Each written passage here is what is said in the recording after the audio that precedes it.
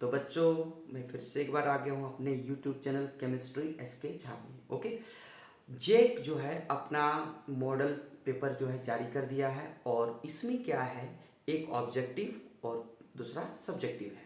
Objective हम बता चुके हैं, अब आज बताने वाले हैं सब्जेक्टिव। ओके, सब्जेक्टिव में टोटल कितने क्वेश्चन है? 19 क्वेश्चन है, लेकिन फुल मार्क्स है 35 क्वेश्चन। इसमें से आपको कितना बनाना है, इसके लिए थोड़ा सा हम लोग देखते हैं। ठीक है, देखिए बच्चों, सब्जेक्टिव 35 मार्क्स। ओके, ये आपका 2023 में 23 के लिए इस बार जो एग्जाम होने वाला है उसके लिए बात हो रहा है। ठीक है, इसमें 3 टाइप है, ए, बी और सी। ओके, ए में आपको कितना क्वेश्चन है? 7 क्वेश्चन है। 7 क्वेश्चन ऑब्जेक्टिव है, लेकिन ऑब्जेक्टिव मतलब क्या लिखना है आपको, इसमें से 5 मार्क्स, 5 क्वेश्चन का अटेम्प्ट करना है। 5 क्वेश्चन 7 में से किसी 5 को अटेम्प्ट करना है, उसके लिए एक एक मार्क्स मिलेंगे, जिसके लिए आपको टोटल कितना लगेगा? 5 मार्क्स। दूसरा बी में आपको टोटल कितना है? 8 से 14, यानी कि यहाँ भी 7 क्वेश्चन आपको मिलेंगे। ठीक है, 7 क्वेश्चन में आपको टोटल 5 क्वेश्चन मारना है। कितना मारना है बच्चों? 5 क्वेश्चन, जिसके लिए 3 मार्क्स होंगे। तो 5 इंटू 3, 5 गुने 3 कितना हो जाएगा बच्चों? 15 नंबर। और फिर आपका तीसरा जो सेक्शन सी है, सी में आपको टोटल 15 से 19 है, टोटल यहाँ पर 5 क्वेश्चन होंगे। 5 क्वेश्चन में से आपको 3 बनाना है, तो आपका ये 15 हो जाएगा। तो 15, 15 और 5 नंबर। ठीक है, आज भी इस सब्जेक्टिव को मैं 2 पार्ट में वीडियो बनाऊंगा। एक पार्ट में आपको मैं ए और बी बताने वाला हूं। ठीक है, दूसरी पार्ट में सी कंप्लीट किया जाएगा। ठीक है, आइए, तो सबसे पहले हम क्या करने वाले हैं, वीडियो बनाएंगे। तो बच्चे लोग देखिए, पहला क्वेश्चन आपके सामने क्या है कि एक एरोसोल का उदाहरण दे। एरोसोल, ठीक है, सॉल। यहाँ पर देखिए, जनरली जो है ना, सॉल के बारे में बताया है। सॉल, देखिए मैंने क्या किया कि यहाँ पे आपको कुछ सेल्स के बारे में बता दे रहे हैं। एक है आपका मतलब कि डिस्पर्शन मीडियम। ठीक है, यदि सॉल्यूशन में जिस तरह से होता है सॉल्वेंट, उसी तरह से आपको कोलाइडल सॉल्यूशन या सॉल्व में होता है डिस्पर्शन मीडियम। डिस्पर्शन मीडियम जिसका मात्रा ज़्यादा होता है। ठीक है, अब आपका यहाँ पर कुछ सॉल्व्स के नाम मैंने लिखा है, नेम ऑफ सॉल्व्स और डिस्पर्शन मीडियम। हो सकता है कि क्वेश्चन आप पूछ के दूसरा क्वेश्चन पूछते हैं। ठीक है, यदि डिस्पर्शन मीडियम में वाटर हो तो वैसे सॉल्ट्स को हम लोग बोलेंगे एक्वा सॉल्ट्स या हाइड्रोसॉल्ट्स। ओके, यदि आपका डिस्पर्शन मीडियम में अल्कोहल हो, ठीक है, तब इसका जो होगा सॉल्ट्स का नाम होगा अल्कोसॉल्ट्स। क्या नाम होगा इसका? अल्कोसॉल्ट्स। और यदि बेंजीन रहा तो उसको बोलेंगे बेंजोसॉल्ट्स। लेकिन आपका क्या है यहाँ पर? एरोसॉल। तो एरोसॉल के लिए क्या है? गैस। तो गैस होना चाहिए। तो गैस मतलब क्या? गैस में आपको सॉलिड हो सकता है। ठीक है, तो सॉलिड में जैसे हवा में कार्बन के कण, ये हो गया आपका धुआं। तो धुआं पे उदाहरण दे सकते हैं कि एक एरोसॉल का उदाहरण क्या है? स्मोक, धुआं। ठीक है, दूसरा क्वेश्चन देखिए बच्चों, दूसरा क्वेश्चन क्या है? धातु कण क्या है? ठीक है, व्हाट इज मेटलर्जी? बोल रहे तो बच्चे लोग, यहाँ पे दूसरा क्वेश्चन क्या है कि धातु कण क्या है? What is metallurgy? क्या है कि कोई भी आपका ओर्स है, ठीक है, उस ओर्स से मेटल को प्राप्त करने के लिए जिन जिन प्रोसेस का उपयोग किया जाता है उसे कहा जाता है मेटलर्जी, धातु कण। कि अयस्कों से धातुओं को निष्कर्षण के लिए, उसे अलग करने के लिए, उसके आइसोलेशन के लिए जितना भी मेथड का यूज किया जाता है उसे हम लोग क्या कहते हैं? उसे मेटलर्जी कहते हैं। ऐसे लिख सकते हैं हम लोग कि वह प्रक्रिया जिसमें अयस्क से धातुओं का निष्कर्षण किया जाता है उसे मेटलर्जी कहते हैं। The process in which metals are extracted from the ores is called metallurgy। ठीक है, अब देखिए अगला क्वेश्चन है, क्वेश्चन नंबर 3। ग्रुप 15 के तत्वों के हाइड्राइड्स में किसका बॉइलिंग पॉइंट न्यूनतम होगा, मिनिमम होगा? ठीक है, मैंने ऐसा कर दिया कि इंग्लिश वर्जन वाले और हिंदी वर्जन वाले दोनों के लिए आपका हो जाएगा। ठीक ना, तो अब देखिए ग्रुप 15 में कौन कौन है बच्चों? ग्रुप 15 में है नाइट्रोजन है, फास्फोरस है, आर्सेनिक है, एंटीमनी है, बिस्मथ है। ये ग्रुप 5 है, 15 जिसको बोलते हैं। अब देखिए, याद रखिएगा कि जब ऊपर से नीचे की ओर जाते हैं तो उसका बॉइलिंग पॉइंट बढ़ता है। क्यों बॉइलिंग पॉइंट बढ़ता है? क्योंकि उसका साइज बढ़ता है, उसका एटॉमिक मास बढ़ता है, और बॉइलिंग पॉइंट जो है मॉलिक्यूलर मास या एटॉमिक मास पर डिपेंड करता है। जिसका एटॉमिक मास या मॉलिक्यूलर मास ज्यादा होगा उसका बॉइलिंग पॉइंट ज्यादा होगा। दैट मीन्स ऊपर से जब नीचे की ओर जाएंगे तो उसका बॉइलिंग पॉइंट बढ़ते जाता है। ठीक है, इसका मतलब ये हुआ कि अमोनिया का बॉइलिंग पॉइंट सबसे कम होगा, बस यही पर आप गलत हो गए। यदि आप सोच रहे हैं कि अमोनिया का बॉइलिंग पॉइंट सबसे कम होगा तो आप गलत हो गए। क्यों? क्योंकि अमोनिया जो है, अमोनिया के पास क्या है, नाइट्रोजन एटम, और नाइट्रोजन एटम मतलब FON, याद रखिएगा, फोन, ये हाइड्रोजन बॉन्डिंग बनाता है। तो अमोनिया के नाइट्रोजन एटम के कारण ये हाइड्रोजन बॉन्डिंग जब बनाता है तो इसका एक मॉलिक्यूल दूसरे मॉलिक्यूल के साथ जुड़ जाता है, संयोजित हो जाता है, जिसके कारण इसका बॉइलिंग पॉइंट बढ़ जाता है। इसका मतलब यदि इसका बॉइलिंग पॉइंट ज्यादा हो जाएगा तो बचा कौन, PH3। तो PH3 का बॉइलिंग पॉइंट इसमें से सबसे कम होगा। आई बात समझ में? इसका आंसर ये PH3 होगा। तो बच्चे लोग यहाँ पे देखिए क्वेश्चन नंबर 4।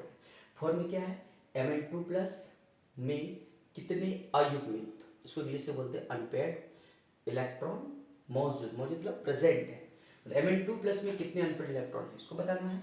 तो सबसे पहले क्या कीजिएगा कि हाँ, मैग्नीज का इलेक्ट्रॉनिक कॉन्फ़िगरेशन करेंगे। A argon 18, 4s2 3d5, total कितने होते हैं 25। और यहाँ से आपको 2 प्लस निकालना है। 2 इलेक्ट्रॉन कहाँ से निकलेगा, 4s में, जो सबसे दूर में है, तो दूर से निकलेगा तो 4s 0 हो गया, बचा 3d5। डी में कितने बॉक्स होते हैं, 5 और ऑर्बिटल, 5 बॉक्स, पहले 5 बना दिया। और इसके बाद अनपेयर्ड इलेक्ट्रॉन कितने हो जाएंगे, देखिए 1 electron 1 electron 1 electron 1 electron 1 electron, 5 खत्म हो गया। और यदि रहता आगे इलेक्ट्रॉन तो हम लोग पेयर करके भरते हैं, तो टोटल यहाँ पर 5, पांचों इलेक्ट्रॉन जो अनपेयर है, तो अनपेयर में कितना हो जाएगा बच्चों, 5 हो जाएगा। उसके बाद अगला क्वेश्चन है कि स्क्वायर प्लेनर यानी कि वर्ग समतलीय ज्योमेट्री में किस प्रकार का हाइब्रिडाइजेशन पाया जाता है। अब मैं बता दूं कि ये कोऑर्डिनेशन नंबर 4, कोऑर्डिनेशन नंबर 4 के लिए आपका जो हाइब्रिडाइजेशन बनेगा वो sp3 और dsp2।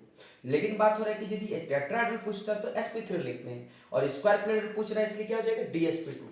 तो जिसका राइट आंसर क्या होगा बच्चों, dsp2 हो जाएगा, dsp2। ओके, ठीक है बच्चे लोग, है ना। क्वेश्चन नंबर 6 में right the IUPAC name of, ध्यान से देखिए, हिंदी में कुछ भी नहीं है, यही लिखा हुआ है, right the IUPAC name of, मतलब ये जो है ना, इसका IUPAC नेम आपको लिखना है, ठीक है। अब IUPAC नेम लिखने के लिए सबसे पहले देख लीजिए ध्यान से कि कार्बन कितना है, 1 2 3 4 5, तो इसका जो वर्ड रूट हो गया वो हो जाएगा 5 के लिए पेंट, ठीक है।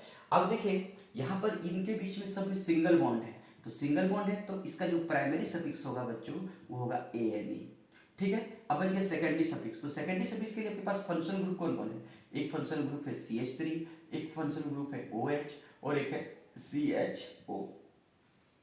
तो इनमें से प्रायोरिटी सबसे ज्यादा किसका होता है, CH का, तो CH का प्रायोरिटी ज्यादा होता है, तो इसका सफिक्स नेम चुनेंगे जिसका सफिक्स नेम है AL। बच गया 2, ये दोनों चला जाएगा प्रीफिक्स में, तो प्रीफिक्स जो होगा वो क्या होगा बच्चों, ये हो जाएगा मिथाइल, और OH का जो होता है वो होता है हाइड्रोक्सी, ठीक है। अब काउंटिंग करेंगे तो काउंटिंग उस साइड से करेंगे जिस साइड से सेकेंडरी सफिक्स सबसे नजदीक हो, तो एल्डिहाइड इधर से काउंटिंग करेंगे, देखिए 1 2 3 4 5 हुआ। अब थोड़ा ध्यान दीजिएगा कि रूल क्या बोलता है, IUPAC नेम का रूल क्या है, रूल का तरीका है, एक है सबसे पहले हम लिखेंगे प्रीफिक्स को, तब लिखेंगे वर्ड रूट को, तब लिखेंगे प्राइमरी सफिक्स को, और तब लिखेंगे सेकेंडरी सफिक्स को। तो प्रीफिक्स आपके पास कौन है, मिथाइल और हाइड्रोक्सी, दोनों में अल्फाबेटिकल में पहले कौन आएगा बच्चों, हाइड्रोक्सी आएगा, आएगा ना। तो जब हाइड्रोक्सी आएगा तो हाइड्रोक्सी कितना नंबर कार्बन पर है, 3 नंबर पर है, तो यहाँ पर हम लिखेंगे IUPAC नेम, IUPAC नेम, हो गया। तो कितना बच्चों, 3 हाइड्रोक्सी, 3 हाइड्रोक्सी, उसके बाद कितना है 4, 4 मिथाइल, 4 मिथाइल, और आपके पास कितना, एक यहाँ पेंट लिखा हुआ है, पेंट, ठीक है। प्राइमरी सफिक्स क्या है, ANE, ANE, और सेकेंडरी सफिक्स क्या है, AL। तो A क्या है, वॉयल है, तो वॉयल है तो E हट जाएगा, और ये जो AL है एल्डिहाइड कितना नंबर पर है, 1 नंबर पर, तो ये 1 अब दे भी सकते हैं नहीं भी दे सकते हैं, तो 3 हाइड्रोक्सी 4 मिथाइल पेंटेन 1 ऑल इसका इक्वेशन हो जाएगा बच्चों, ठीक है। देखिए बच्चे लोग क्वेश्चन नंबर 7 क्या है, विटामिन डी के कमी से होने वाली एक बीमारी का नाम लिखिए, डिजीज बोला जा रहा है। तो विटामिन डी क्या होता है कि विटामिन डी के कमी से रिकेट्स होता है, रिकेट्स मतलब बच्चों में हड्डियों का मुड़ना, तो रिकेट्स इसका आंसर हो जाएगा, ठीक है। अगला क्वेश्चन है 8 नंबर, क्वेश्चन 3 मार्क्स मिलेंगे, है ना। ऑर्डर ऑफ रिएक्शन क्या है, ठीक है। फर्स्ट ऑर्डर रिएक्शन का यूनिट क्या होगा, what is what is order of reaction, ठीक है। तो ऑर्डर ऑफ रिएक्शन का डेफिनेशन क्या होगी, कोई भी केमिकल रिएक्शन है, उस केमिकल रिएक्शन के रेट लॉ में प्रयुक्त रिएक्टेंट के कंसंट्रेशन का जो पावर है, जो घातांक है, उसके योगफल को क्या बोलते हैं बच्चों, ऑर्डर ऑफ रिएक्शन कहते हैं, ठीक है। क्या लिखा हुआ है, किसी रासायनिक प्रतिक्रिया के रेट लॉ में प्रयुक्त रिएक्टेंट के कंसंट्रेशन के घातांक के योगफल को ऑर्डर ऑफ रिएक्शन कहते हैं। The sum of power of concentration of reactant of the chemical reaction at rate determined state is called order of reaction. इसका unit of first order reaction, देखिए किसी भी ऑर्डर ऑफ रिएक्शन का unit निकालना बहुत आसान है, चाहे जीरो ऑर्डर हो, फर्स्ट हो, सेकंड हो, थर्ड हो। उसके लिए क्या करना पड़ेगा, एक फॉर्मूला आपको याद रखना है, क्या, for nth order. nth order reaction का फॉर्मूला मोल पर लीटर 1 माइनस n पर सेकेंड, ठीक है। अब देखिए n का यहाँ पर फर्स्ट ऑर्डर के लिए n इक्वल टू 1 हो जाएगा। हमने क्या किया, n के जगह में 1 रख दिया, तो n इक्वल टू 1, तो क्या होगा, 1 माइनस 1 इक्वल टू 0, तो किसी का भी पावर 0 होगा तो 1 हो जाएगा, तो बचा क्या, पर सेकंड। तो इसका यूनिट क्या हो जाएगा बच्चों, पर सेकंड हो जाएगा, ठीक है। देखिए आपका 9 नंबर क्वेश्चन, ठीक है। भौतिक अधिशोषण, फिजिजॉर्प्शन तथा रासायनिक अधिशोषण, केमिकल एडजॉर्प्शन बोला जाता है इसको, और फिजिकल एडजॉर्प्शन भी बोला जाता है। इसका क्या करना है, अंतर लिखना है, ओके। तो इसमें क्या है, देखिए आपको याद रखिए 3 मार्क्स है, तो 3 मार्क्स में 3 पॉइंट आपको देंगे, क्या, ये भौतिक अधिशोषण और ये रासायनिक अधिशोषण।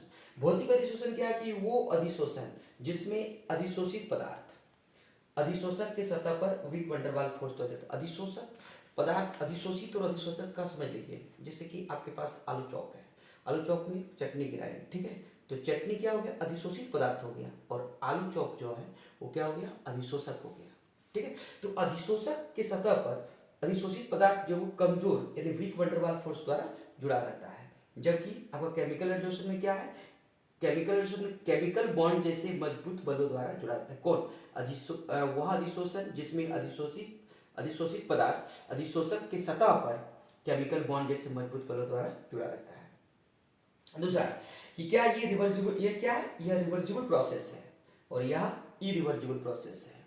तीसरा क्या है, ये बहुत सारे लेयर बनाएंगे, बहुआण्विक स्तर बनाता है, मल्टी मोलिकुलर लेयर बनाता है, और ये एक आणविक स्तर बनाता है, यूनिमोलिकुलर लेयर बनाएगा, ठीक है।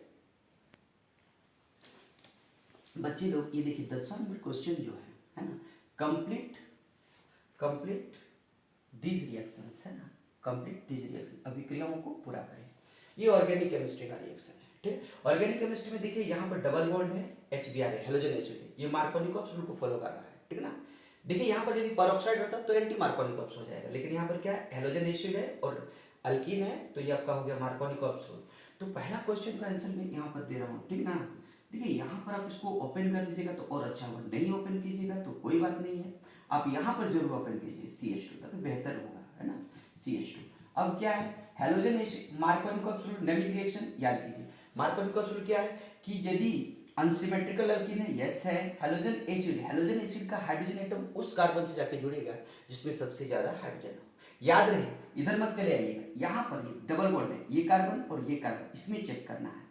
तो इस कार्बन में कितने हाइड्रोजन है, 2 हाइड्रोजन है, इस कार्बन में कितने हाइड्रोजन है, 1 हाइड्रोजन है, तो यहाँ पर हाइड्रोजन इस कार्बन पे जाके जुड़ेगा और Br जो है यहाँ पर आके जुड़ेगा, और इस तरह से जो कंपाउंड आपका फॉर्म होगा CH3 CH2, और ये आपका हो जाएगा क्या चीज बच्चों, Br, और ये आपका हो जाएगा H। आई बात समझ में। दूसरा क्वेश्चन भी बहुत अच्छा है, ये देखिए CH3 CH2 Br plus AgCl। याद रखिए यहाँ पर जो है पोटासियम साइनाइड होता तो डायरेक्ट Cl बनाता है, लेकिन AgCl है, ये कोवैलेंट कंपाउंड है, आयनिक कंपाउंड है नहीं, तो AgBr तो निकलेगा, लेकिन ये क्या करेगा, आइसोसाइनाइड बनाएगा, CH3CH2 और NC, और ये आपका हो जाएगा क्या चीज, AgBr, इसका नाम है इथाइल आइसोसाइनाइड, ठीक है बच्चों। और ये आपका हो जाएगा 2 ब्रोमो ब्यूटेन। नाम लिखना जरूरी नहीं है, यदि आप लिखना चाहेंगे तो बहुत अच्छी बात है, और इसका नाम है ब्यूट 1इन, ठीक है, और इसका नाम है इथाइल ब्रोमाइड, जो कि जरूरी तो नहीं है लेकिन हमने लिख दिया, ओके, ठीक है, ओके बच्चों। तो बच्चे लोग यहाँ पर आपका क्वेश्चन नंबर 10 रह गया और क्वेश्चन नंबर 9 बाकी रह गया। तो बाकी जो 9 क्वेश्चन है उसको अगला वीडियो में बनाएंगे। तब तक आप लोग आराम से तैयारी कीजिए। बाय।